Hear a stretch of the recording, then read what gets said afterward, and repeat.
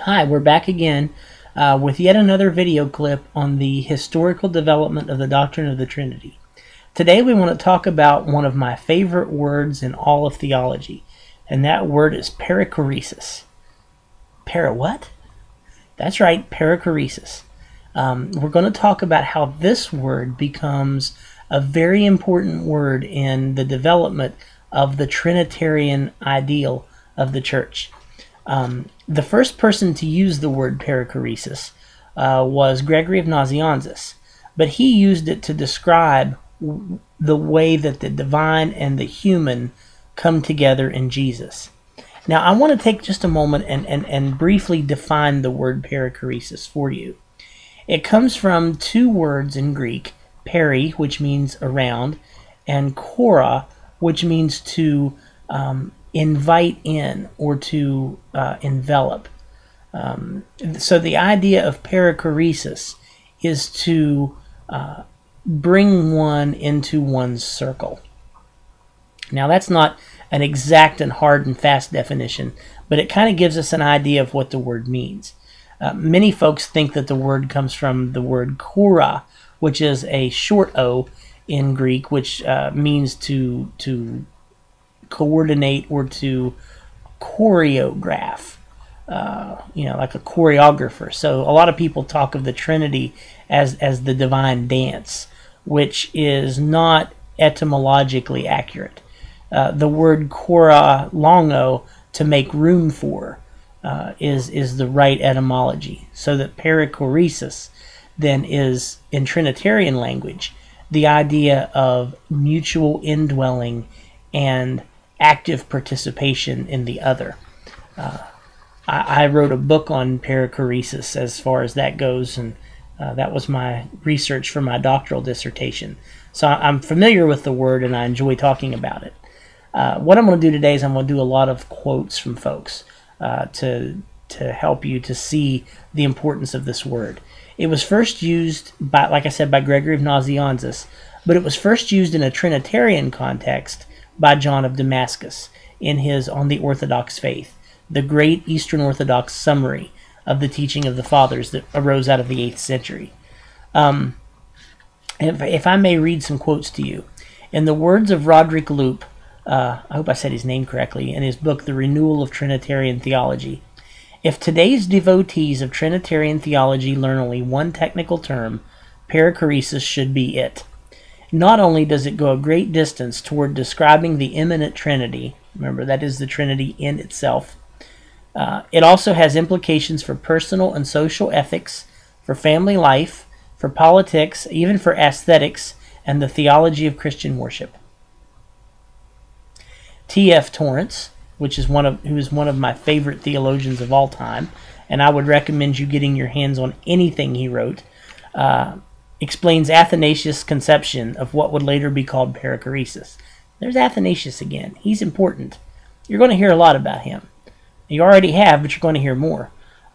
Torrance says this: perichoresis is a completely mutual indwelling in which each person, while remaining what he is by himself as Father, Son, or Holy Spirit, is completely or wholly, W-H-O-L-L-Y, in the others as the others are wholly in him. So that's that idea of mutual indwelling, that within the relational sphere of the Father, he invites the Son and the Spirit to share in that relational sphere. And as the Son's relational sphere, he invites in the Father and the Spirit, and the Spirit invites in the Father and Son, so that they indwell one another, freely moving in and out of each other's relational space. And if I can utilize the term relational space, I think you understand what I mean by that. We all have our relational space, the people that we let in and out of our lives.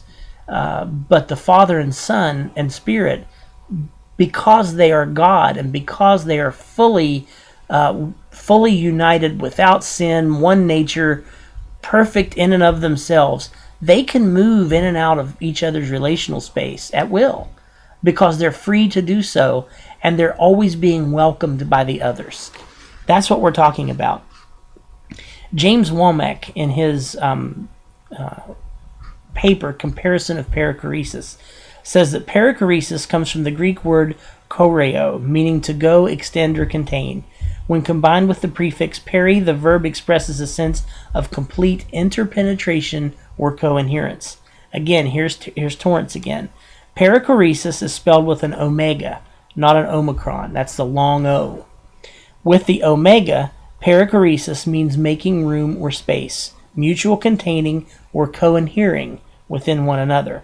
When the omicron, the short O, is used, perichoresis means dancing, as in Greek chorus.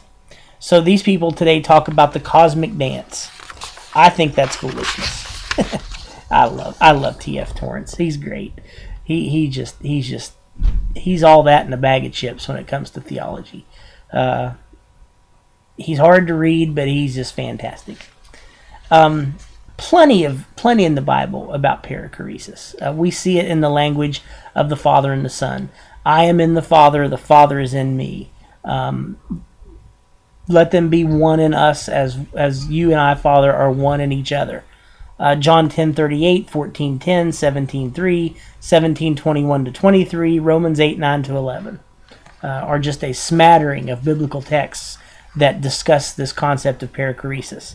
This reciprocal immanence, where Father is in Son and Son is in Father. They're each immanent in one another, so it's reciprocal. This reciprocal immanence language of Father and Son in the Johannine passages indicates that the Father and Son are in each other in some sense. In Romans 8, the exchange of persons, interchange of persons, indicates both an indwelling and active participation in the other. Again, East and West vary among Christians. The East emphasizes more the active participation, while the West emphasizes the mutual indwelling. It's both active and passive. Now let's look at this idea of perichoresis as it goes in history. Originally it was used by Gregory of Nazianzus, as I said. John of Damascus was the one who used it to describe the persons of the Trinity. This is John's writing here, John of Damascus, from On the Orthodox Faith. The subsistences, that's the persons, the Father, Son, and Spirit, dwell and are established firmly in one another, for they are inseparable and cannot part from one another, but to keep to their separate courses within one another without coalescing or mingling, but cleaving to one another. For the Son is in the Father and the Spirit is in the Father and the Son, and the Father is in the Son and the Spirit, but there is no coalesce or commingling or confusion. So what we have is coherence without confusion, the maintaining of distinction while being fully and completely unified. That's a beautiful concept. I call it unity and diversity in harmony. All of those say the same thing. T.F. Torrance traces the idea of perichoresis back to Athanasius, although he notes that Hilary of Poitiers, who was a Western contemporary of Athanasius, uses perichoretic language without using the terminology. Athanasius derived his understanding of the doctrine from his exegesis of the Gospel of John, even though he never used the term perichoresis itself. In the West, the idea of perichoresis is translated by Burgundio of Pisa when he translates John of Damascus in the 12th century into two terms distinguished by a single letter. So perichoresis in Greek, it's a Greek word, gets translated into two Latin words, circumincessio and circumincessio, but they're different. One is circumincessio, while the other is circumincessio.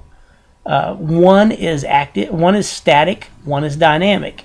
Circumincessio with an S means to sit around. In other words, to mutually indwell.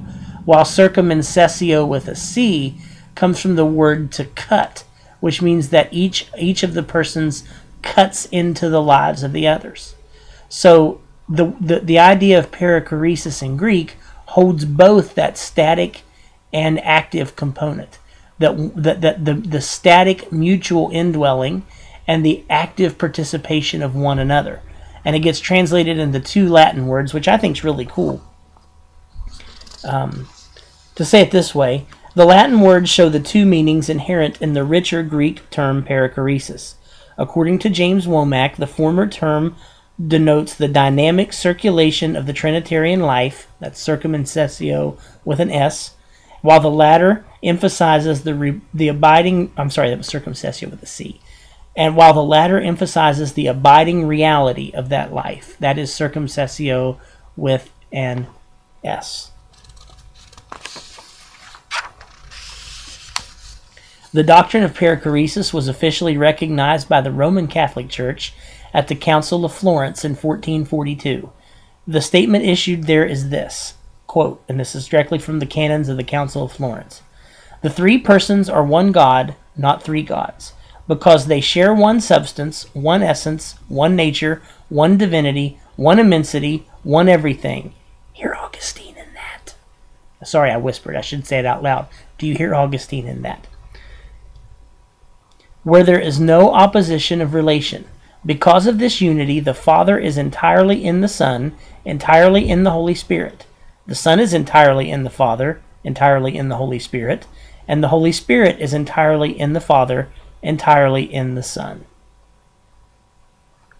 And that is the doctrine of perichoresis. It's a fantastic doctrine. It can be applied in a lot of different ways.